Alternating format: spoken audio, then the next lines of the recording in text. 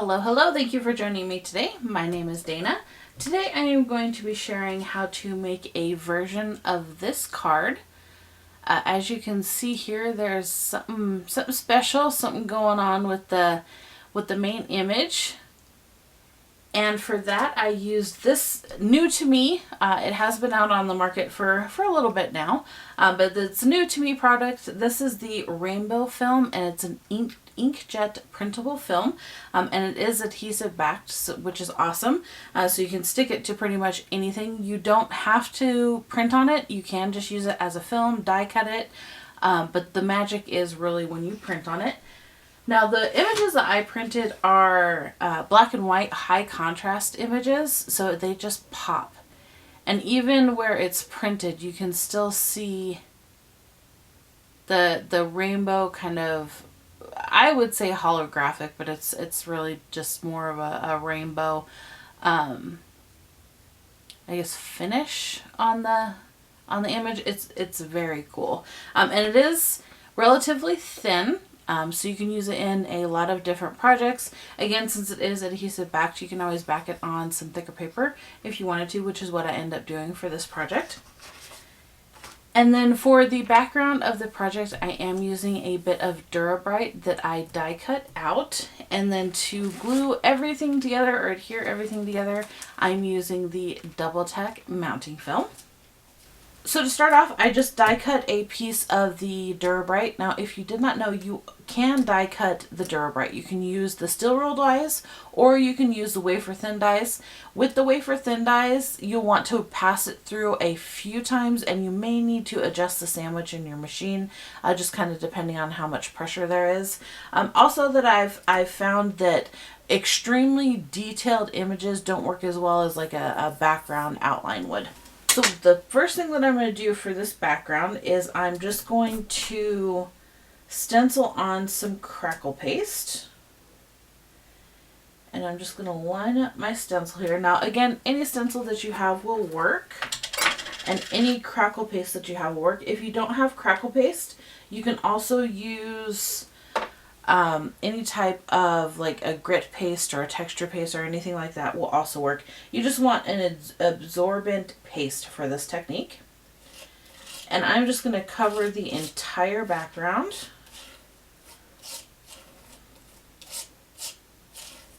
And when you're stenciling with a medium, you want to kind of frost it like a cake, so to speak. And I like to use I call this an offset spatula. It's technically a palette knife, but for me it's an offset spatula. So you just want to scrape all your excess off so you can still see the stencil. And then if you wanted to, you could even go in and kind of do this, and it'll just give it a bit more texture. And then take your stencil off here. And I like to let my mediums air dry. I'm in Colorado, so it doesn't take too terribly long. Especially with crackle paste, you really have to let it air dry, otherwise it doesn't crack.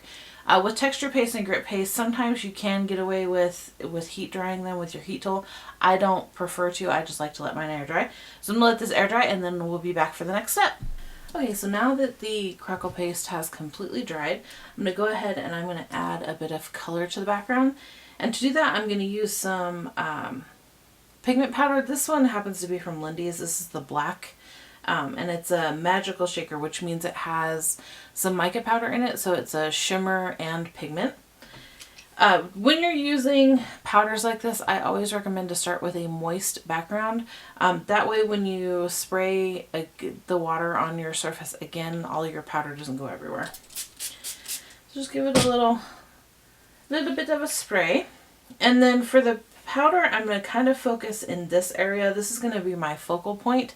And then I'm just going to let it kind of wick out a little bit. And with these pigment powders, a little goes a long way. And give it a spray again here. I think I want to add just a bit more.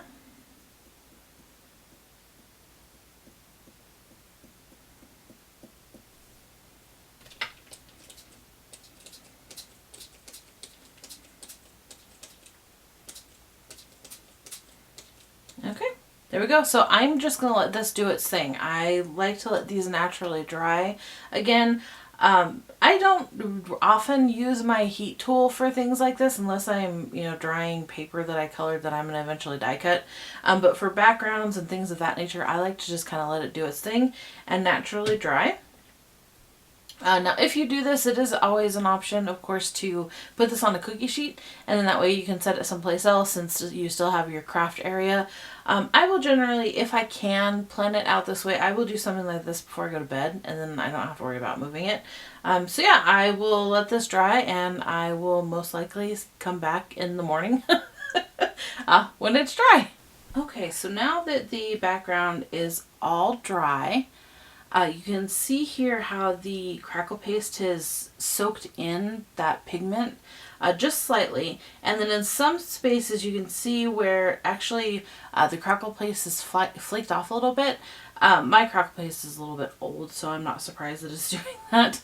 But it still gives it a very, very cool texture.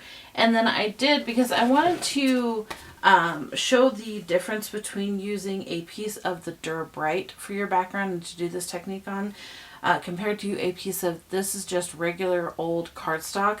So you can see here, because of the absorbency of the cardstock versus the absorbency or the non-absorbency of the Dura-Bright, the pigment powder, you can still see exactly where it landed on the cardstock because it just soaked in immediately.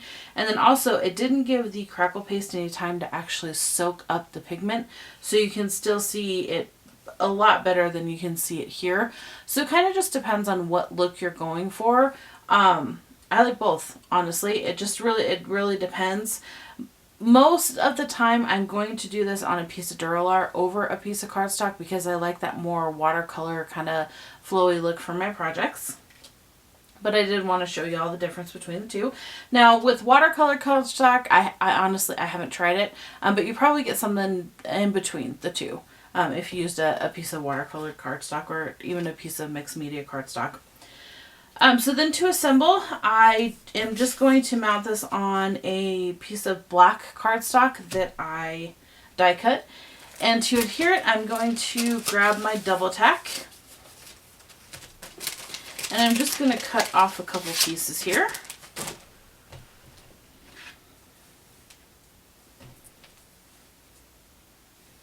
You know, I don't even have to cut that. It'll fit right on there just fine. So double tack, if you're not familiar, like I said in the beginning, it's a full sheet adhesive that has two pieces of, what is they call it? Like relief paper, I guess is what you would call it. So all you do is you remove one side, you stick it to whatever you want to adhere to something else, give it a little bit of a rub, and then you remove the backing paper. And now you have turned whatever it is you want to into essentially a sticker. See, and you can see here my my crackle paste is flaking off, which is, again, totally fine. I don't mind that. I'm going to go this way. Pardon the head.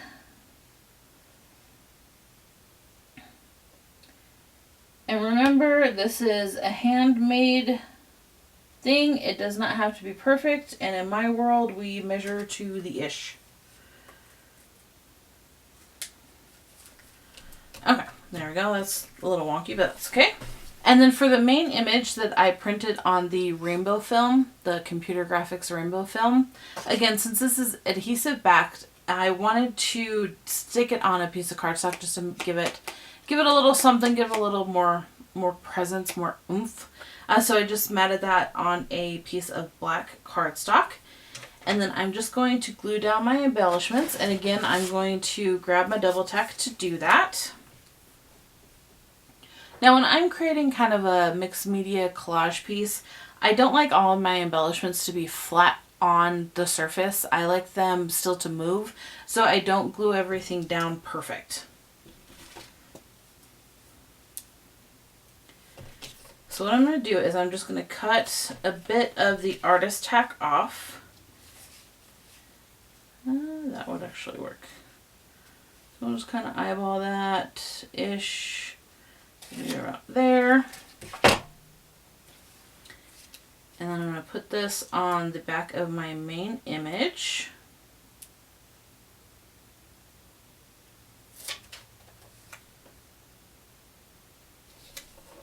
There we go. So now it's a sticker again.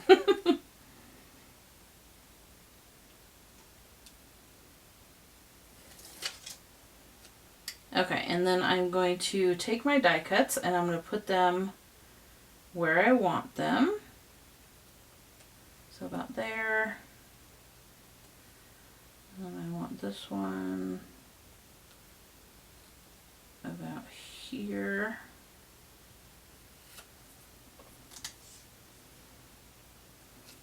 And then this is just a transparency embellishment that I had.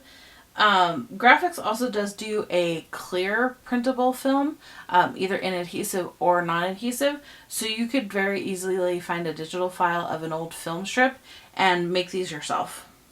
I just happen to have this one in my stash, so I thought I'd use it. And then I want to stick it here, but I just want to stick the film strip. I'm just kind of measuring here. And then I want that to go about here, and then my little dot, I'm just going to clean up the edge a little here, and I am not great at cutting circles, so this is going to be kind of a messy circle.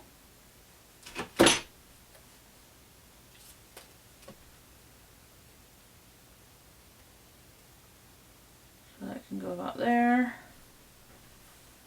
And then this, I'm going to stick right under there.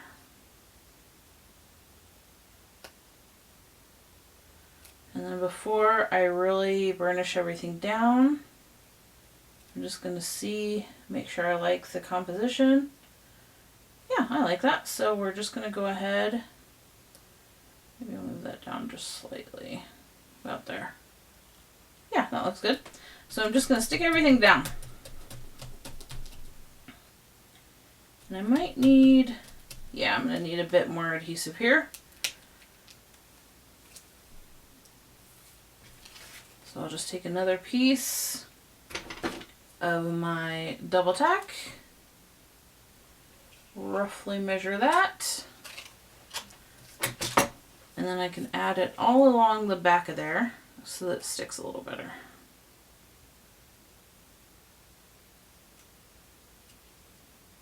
And this is where having nails would be very much so beneficial, but we work with what we got. I've seen, and I haven't gotten one yet, I probably should, but I've seen tools that will help with that. I should probably get one, because I can't seem to keep my nails long. I'm just too, my hands are my tools. You know, who's it? Kathy Zilski, she says, jewels, not tools. Well, my hands are very much so my tools, so. Okay. Yeah, it should stick now.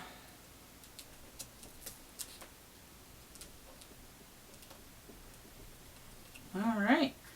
So then all you need to do is either stick this on a card base, or it could be turned into like a piece of wall art or a tag or anything like that. Very, very simple, easy project to do with the rainbow film to print your main image on. And then your background would be a piece of the Dura-Bright. Thank you so much for joining me today. If you're interested in any of these products from GrafixArts, they can be found on the GrafixArts website, and there is a detailed supply list in the description box down below. If you enjoyed this video, please do consider subscribing to the channel and liking the video, and I will see you all in the next one.